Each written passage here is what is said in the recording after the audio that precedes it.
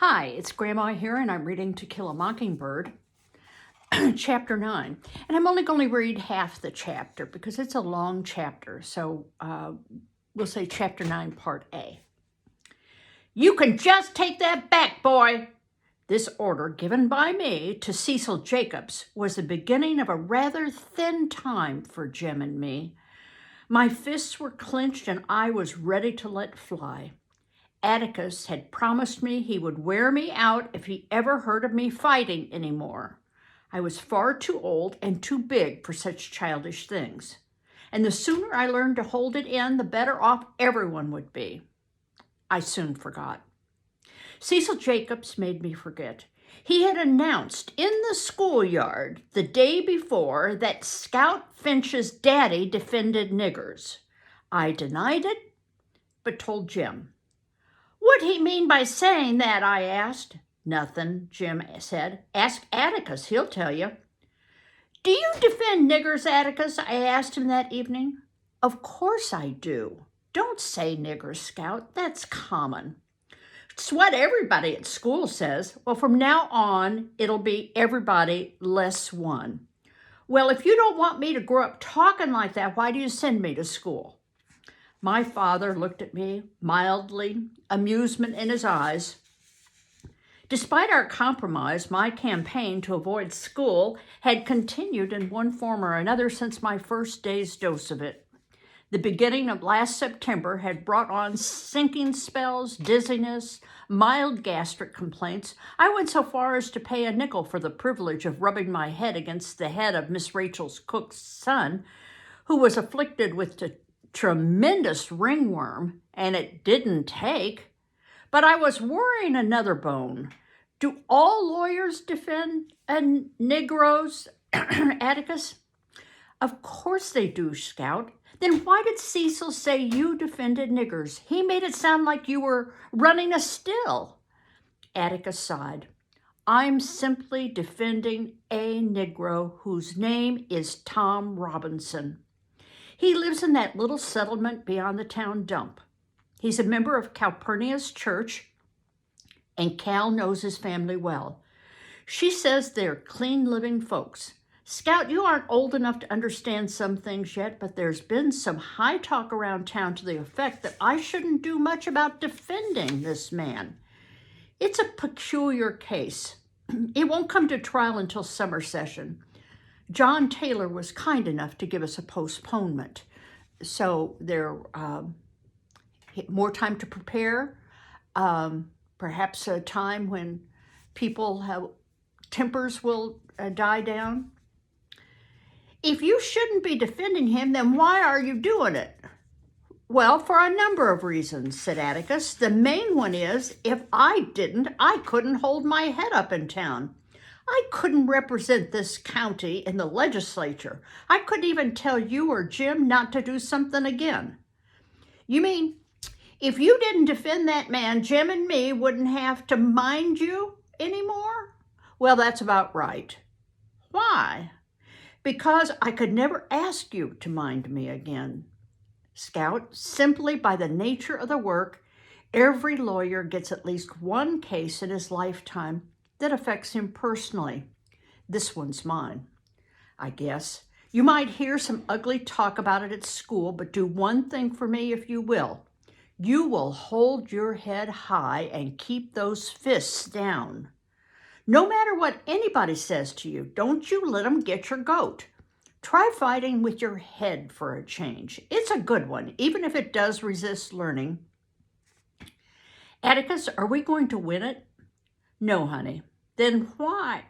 Simply because we were licked 100 years before we started is no reason for us not to try to win, Atticus said. That's an important part of this book, is that notion that just because he knew going into it he was going to lose this case, that doesn't mean he isn't going to fight anyway. That's what's important to him, is to fight for justice. You sound like Cousin Ike Finch, I said. Cousin Ike Finch was Macomb County's sole surviving Confederate veteran. He wore a General Hood-type beard of which he was inordinately vain. At least once a year, Atticus, Jim, and I called on him, and I would have to kiss him. It was horrible. Jim and I would listen respectfully to Atticus and Cousin Ike rehash the war. "Tell ya, Atticus," Cousin Ike would say, "the Missouri Compromise is what licked us. But if I had to go through it again, I'd walk every step of the way there and every step of the way back, just like I did before, and furthermore, we'd whip 'em this time." Now, in 1864, when Stonewall Jackson came round by, I beg your pardon, young folks, old Blue Light was in heaven then, God rest his saintly brow. "Come here, Scout," said Atticus. I crawled into his lap and tucked my head under his chin. He put his arms around me and rocked me gently. "It's different this time," he said. "This time, we aren't fighting the Yankees. We're fighting our friends. But remember this, no matter how bitter things get, they are still our friends, and this is still our home." With this in mind, I faced Cecil Jacobs in the schoolyard the next day. "You gonna take that back, boy? You gonna make me first?" he yelled. "My folks said your daddy was a disgrace and that nigger ought to hang from the water tank." I drew a bead on him, remembered what Atticus had said, then dropped my fist and walked away. "Scout's a coward," ringing in my ears. It was the first time I ever walked away from a fight. Somehow, if I fought Cecil, I would let Atticus down. Atticus so rarely asked Jim and me to do something for him. I would take being called a coward for him. I felt extremely noble for having remembered and remained noble for 3 weeks. Then Christmas came and disaster struck. Jim and I viewed Christmas with mixed feelings. The good side was the tree and Uncle Jack Finch. Every Christmas Eve, we met Uncle Jack at Macomb Junction, and he would spend a week with us. A flip of the coin revealed the uncompromising lineaments of Aunt Alexandra and Francis. I suppose I should include Uncle Jimmy, Aunt Alexandra's husband. But as he never spoke a word to me in my life except to say, "Get off that fence," once, I never saw any reason to take notice of him. Never did Aunt Alexandra. Long ago, in a burst of friendliness, Auntie and Uncle Jimmy produced a son named Henry, who left home as soon as was humanly possible, married, and produced Francis. Henry and his wife deposited Francis at his grandparents' every Christmas, then pursued their own pleasures. No amount of sighing could induce Atticus to let us spend Christmas Day at home. We went to Finch's Landing every Christmas in my memory. The fact that Auntie was a good cook was some compensation for being forced to spend a religious holiday with Francis Hancock. He was a year older than I, and I avoided him on principle. He enjoyed everything I disapproved of and disliked any ingenuous diversions. Aunt Alexandra was Atticus's sister. But when Jim told me about changelings and siblings, I decided she had been swapped at birth, that my grandparents had perhaps received a Crawford instead of a Finch. Had I even harbored the mystical notions about mountains that seemed to obsess lawyers and judges, Aunt Alexandra would have been analogous to Mount Everest. Throughout my early life, she was cold and there. When Uncle Jack jumped down from the train Christmas Eve day, we had to wait for the porter to hand him 2 long packages. Jim and I always thought it funny when Uncle Jack pecked Atticus on the cheek. They were the only 2 men we ever saw kiss each other. Uncle Jack shook hands with Jim and swung me high, but not high enough. Uncle Jack was a head shorter than Atticus. The baby of the family, he was younger than Aunt Alexandra. He and Auntie looked alike, but Uncle Jack made better use of his face. We were never wary of his sharp nose and chin. He was one of the few men of science who never terrified me, probably because he never behaved like a doctor. Whenever he performed a minor service for Jim and me, as removing a splinter from a foot, he would tell us exactly what he was going to do, give us an estimation on how much it would hurt, and explain the use of any tongs he employed. One Christmas, I lurked in corners, nursing a twisted splinter in my foot, permitting no one to come near me. When Uncle Jack caught me, he kept me laughing about a preacher who hated going to church so much that every day he stood at his gate in his dressing gown, smoking a hookah and delivering a 5-minute sermon to any passers-by who desired spiritual comfort. I interrupted to make Uncle Jack let me know when he would pull it out, but he held up a bloody splinter and a pair of tweezers and said he yanked it while I was laughing. That was what was known as relativity. "What's in those packages?" I asked him, pointing to the long, thin parcels the porter had given him. "None of your business," he said. Jim said, "How's Rose Aylmer?" Rose Aylmer was Uncle Jack's cat.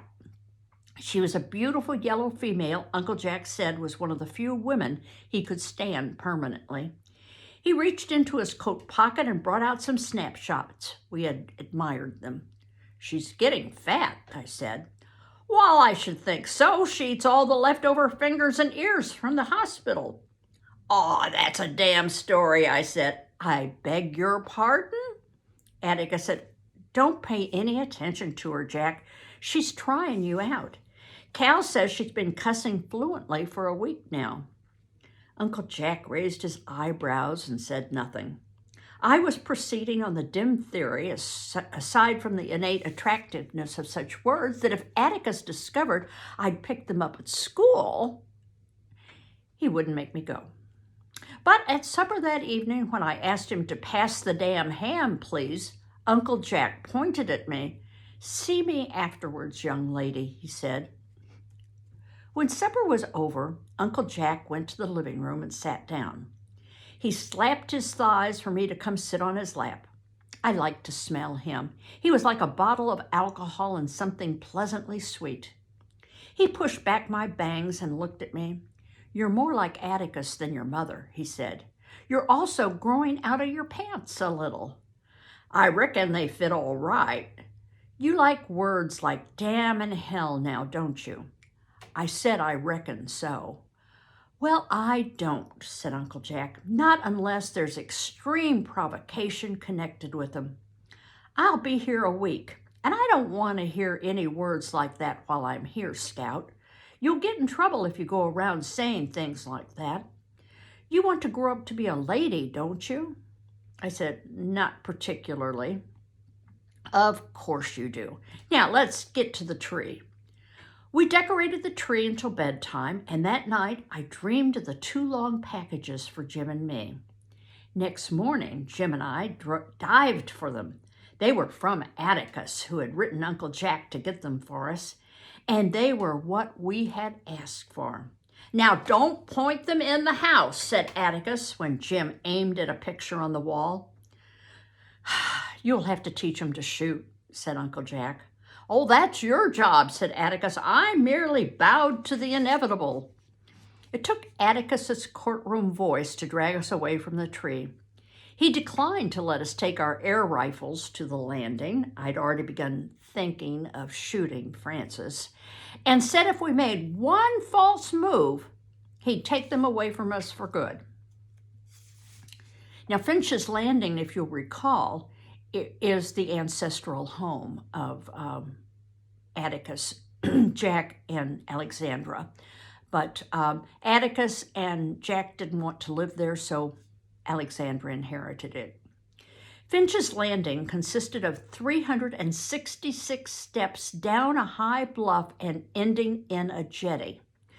Farther downstream, beyond the bluff, were traces of an old cotton landing where Finch Negroes had loaded bales and produce, unloaded blocks of ice, flour and sugar, farm equipment, and feminine apparel. A 2-rut road ran from the riverside and vanished among dark trees. At the end of the road was a 2-storied white house with porches circling it upstairs and downstairs. In his old age, our ancestor Simon Finch had built it to please his nagging wife. But with the porches, all resemblance to ordinary houses of its era ended. The internal arrangements of the Finch house were indicative of Simon's guilelessness and the absolute trust with which he regarded his offspring. There were 6 bedrooms upstairs, 4 for the 8 female children, 1 for Welcome Finch, the sole son, and 1 for visiting relatives. Simple enough, but the daughters' rooms could be reached only by 1 staircase. Welcome's room and the guest room only by another staircase. The daughter's staircase was in the ground floor bedroom of their parents. So, Simon always knew the hours of his daughter's nocturnal comings and goings. There was a kitchen separate from the rest of the house, tacked onto it by a wooden catwalk. In the backyard was a rusty bell on a pole, used to summon field hands or as a distress signal. A widow's walk, that's a little fenced-in area, was on the roof, but no widows walked there from it. Simon oversaw his overseer watching the riverboats and gazed into the lives of surrounding landholders. And the widow's walk started out being in houses that were by the sea, and it was where the wives of people who were at sea, like the captains of a ship or fishermen, would stand to watch the ships come in. All too often the ships didn't come in, and so they were called widows' walks because the men had died at sea, and the women would go up there and stand still waiting for that ship to come in. And that's where we're going to stop for now. We'll find out what happened at Christmas that made Scout so angry with her cousin Frances. The situation that has been implied in this book, the situation with the trial that Atticus is going to have, is based on a true episode that happened when Harper Lee was a child. There's a lot of this story that is based on her real life. Harper is Scout, and Dill, oddly enough, is somebody as famous as Harper Lee is, and his name is Truman Capote. Truman Capote was a very famous author. He wrote 2 very different but very famous books. One was called Breakfast at Tiffany's, about a woman in New York City living the great life. The other was In Cold Blood, which was a nonfiction about a murder that happened in Garden City, Kansas. Both of them very excellent books, but they're really adult books. Anyway, it's interesting that Scout and Dill, or Harper and Truman, both became very famous authors. Anyway, see you later. Bye-bye.